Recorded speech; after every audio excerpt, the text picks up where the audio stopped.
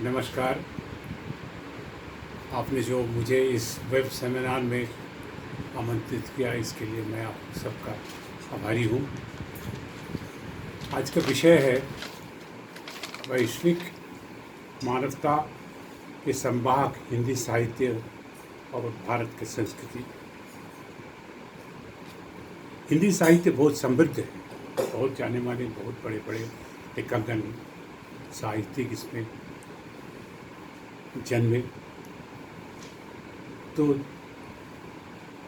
सबको लेकर के चर्चा होनी चाहिए,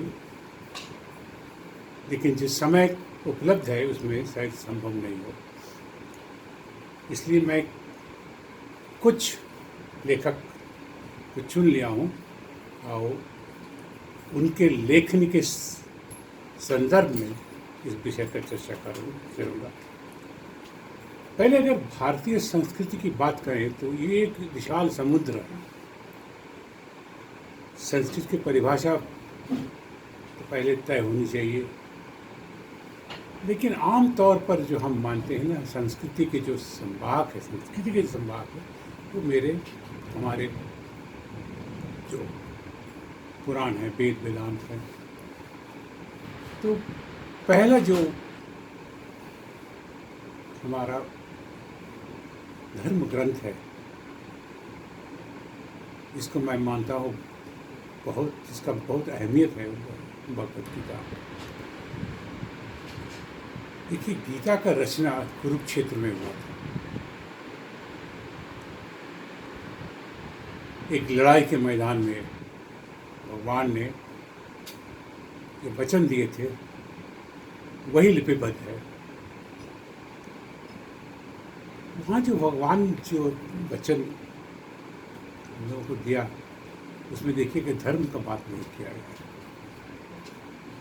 हमारा आचार का बात है, हमारा व्यवहार का बात है।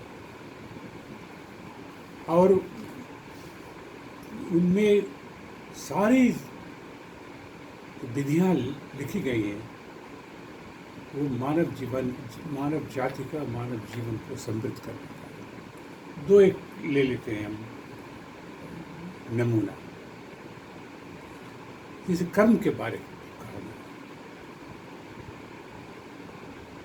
कर्म करने का अधिकार आपको है, यानी कर्म पर आपका नियंत्रण है, परिणाम पर नहीं है। परिणाम पर नहीं है, कर्म पर है। क्या करेंगे वो तो आप पर है, लेकिन इसका परिणाम क्या होगा वो आप नहीं, वो आपके परे है। तो इससे सीख है कि संयम बरतना चाहिए। जो करे, जो बोले, जो देखे, उसमें एक संयम होना चाहिए। इसी तरह से जब हम संयम की बात करते हैं तो भगवान का जब हम प्रार्थना करते हैं, उनका जब पूजन करते हैं, उसमें भी संयम का बात कहा है। भगवान कहते हैं पत्रम पुष्पम फलम तेयम एमि भक्त प्रयच्छति।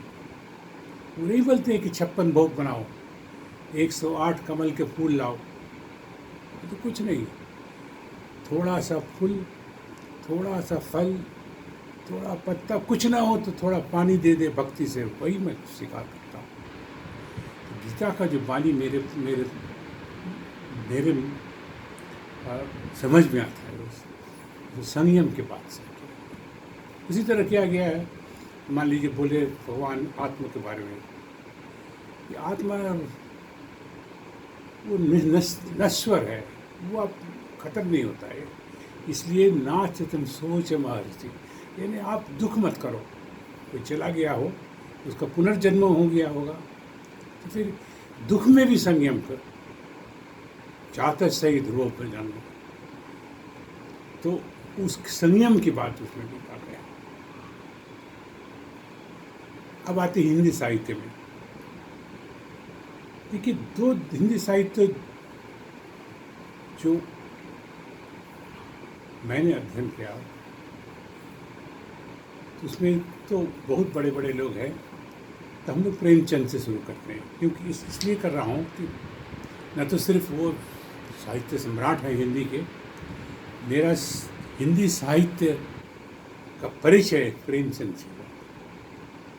सप्त सुमन, सप्त सरोज, कफन, नमक के दारोगा, ये सब पढ़ने को मिला था स्कूल में, पाठ्यक्रम में था, लेकिन इतना दिलचस्प था और उसमें इतनी बारीकी से प्रेमचंद ने सारे मानव जीवन का विश्लेषण किया है। वो मेरे को बहुत पसंद आया और एक बड़ा गहरा दाग दिल में काटा। देखिए, अगर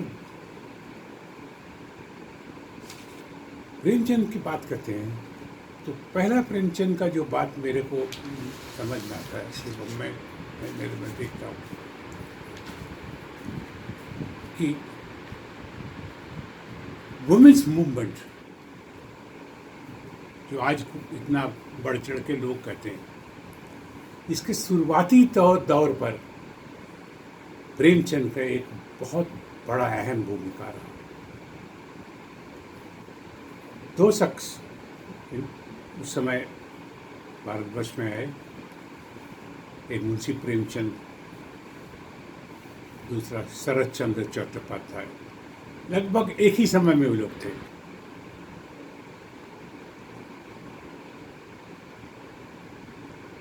जो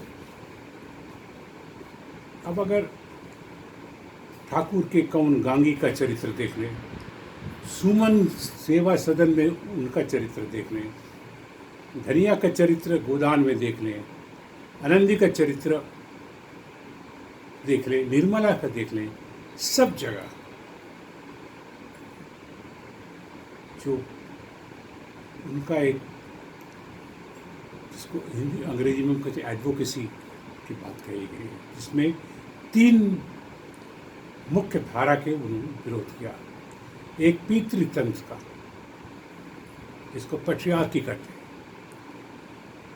दूसरा, महिलाओं का समान अधिकार का बात किया। और तीसरा, महिलाओं का आर्थिक स्वतंत्रता की बात की। उस जमाने में 1880-90 उस जमाने में तो प्रेमचंद का जो चरित्र है, सारे चरित्र लिखा उन्होंने, उनको कोई चरित्र गठन नहीं करना पड़ा। ये सारे चरित्र रियल, वास्तविकता से उन्होंने चरित्र को अपना लिया और उस पर अपना लेख लिखा उन्होंने।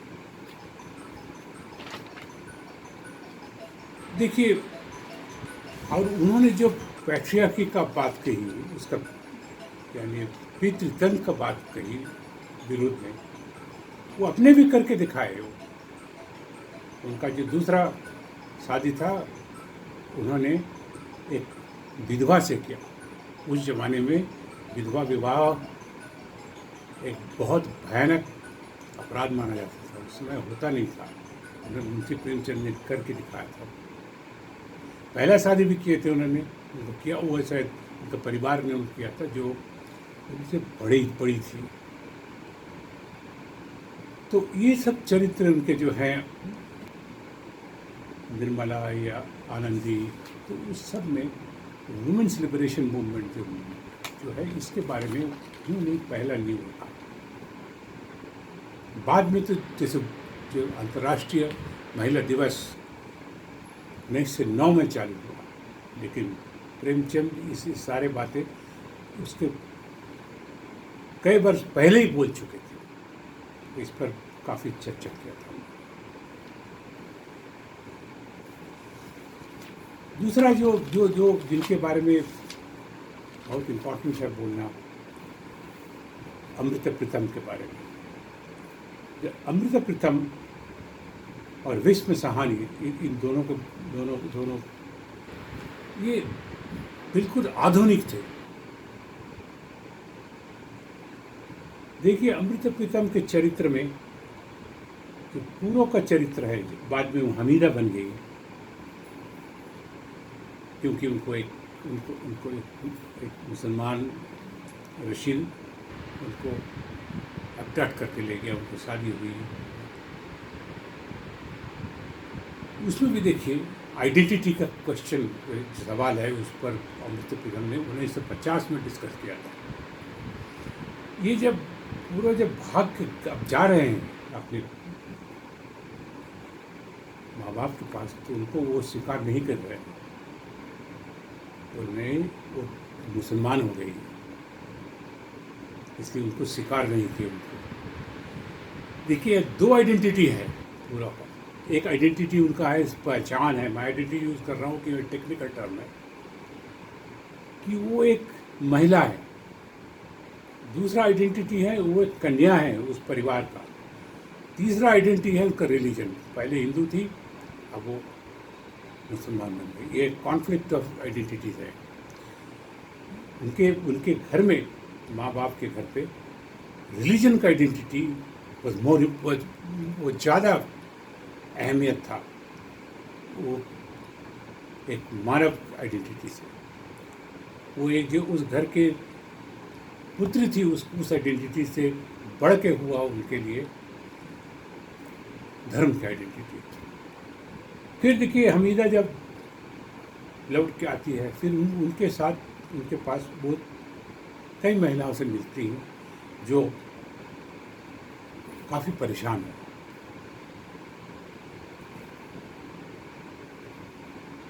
तारों से मिलती है, कम्मों से मिलती है, लज्जों से मिलती है। कामों का बात है, वो कामों एक उनके माँ का देहांत हो गया था, तो वो हमीदा को अपना माँ की तरह देखती, हमीदा भी उसको अपनी बेटी की तरह देखती थी। लेकिन अम्मा एक चाची के यहाँ रहती थी, चूँकि उनकी माँ का देहांत हो गया था, इसलिए वो चाची हमीदा को नहीं पसंद करती थी क्योंकि वो मुसलमान है। फिर आइडेंटिटी का क्वेश्चन आया। द रिलीजियस आइडेंटिटी, धर्म के जो उनका पहचान है, वो इंसानियत के पहचान से भी बढ़ के हो गया। जो प्यार कम्बो और हमीदा में था, उसका कोई अहमियत नहीं रहा। ये कॉन्फ्लिक्ट ऑफ आइडेंटिटी फुल। अब आइए तामस में।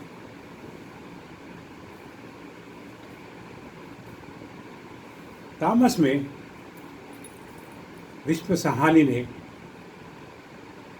एक पार्टीशन जब हुआ था, उस समय की स्थिति को लेकर के विश्लेषण किया और हर तरह का इमोशंस का उन्होंने विश्लेषण किया। पहला देखिए, लाहौर के डिप्टी कमिश्नर थे, वो उनका बीवी लीसा पूछ रहे थे, ये लड़ क्यों रहे हैं लोग, ये तो एक ही प्रजन्म प्रजाति के हैं, इनका संतति एक ही है, ये देखने में एक ही है, इनका रहन सहन एक ही है, फिर क्यों लड़ रहे हैं।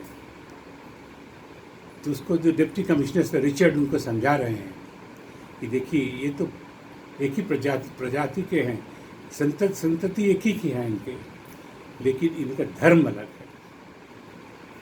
देखिए, तो एक व्यक्ति का दो आइडेंटिटी इन्होंने निकाला। एक आइडेंटिटी है मानवता का, दूसरा आइडेंटिटी धर्म का। अब ले लीजिए नाथू और मुराद अली का जो चरित्र है उसमें। नाथू जो मरे हुए जानवर है उसका वो खाल निकालता है। मुराद अली नाथू को जा करके किसी तरह से उनको पैसा या प्रलोभन दे करके समझा बुझा के ये उनसे एक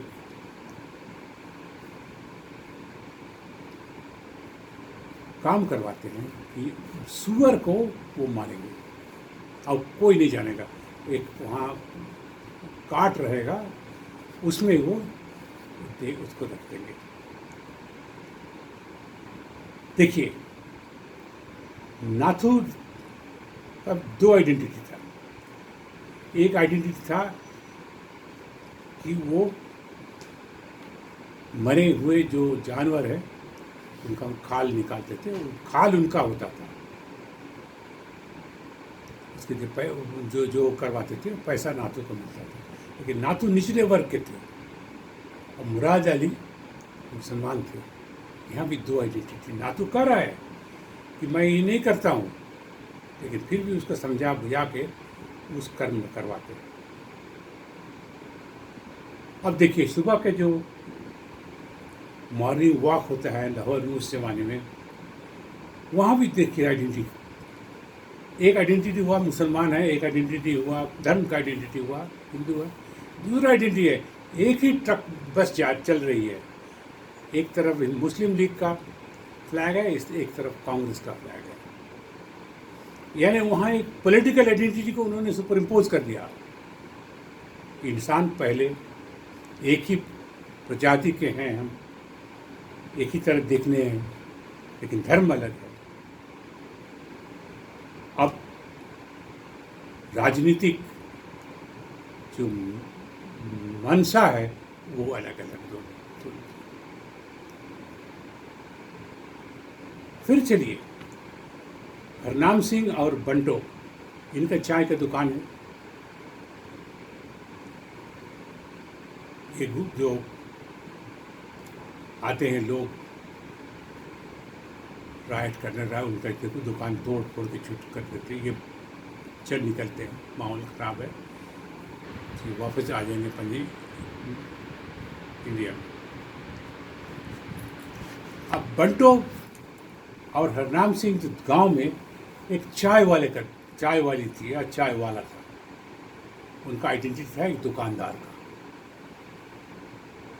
फिर क्या हुआ, जब उन पर हमला हुआ तो उनका दो आइडेंटिटी बन गया। फिर वो चाय वाले नहीं रहे, वो एक हमलावर उन पर हमला किया और वो विक्टिम हो गए। अब भाग निकले। क्या बारीकी से इसका विश्लेषण किया है। वो भाग निकले, एक गांव में आकर के एक घर पे उन्होंने आश्रय लिया। उस घर में जो मालिक हैं वो वही लोग हैं जो इनका लूटा था, इनका चाय की दुकान। लेकिन वो रहम खा जाते हैं, उनको वो आश्रय दे देते हैं। अब देखिए, बंटो और हरनाम सिंह का पहला आइडेंटिटी था चाय बेचने वाला, चाय के दुकानदार का। फिर बना हमलावर और हमला पे जो क्षतिग्रस्त हुए।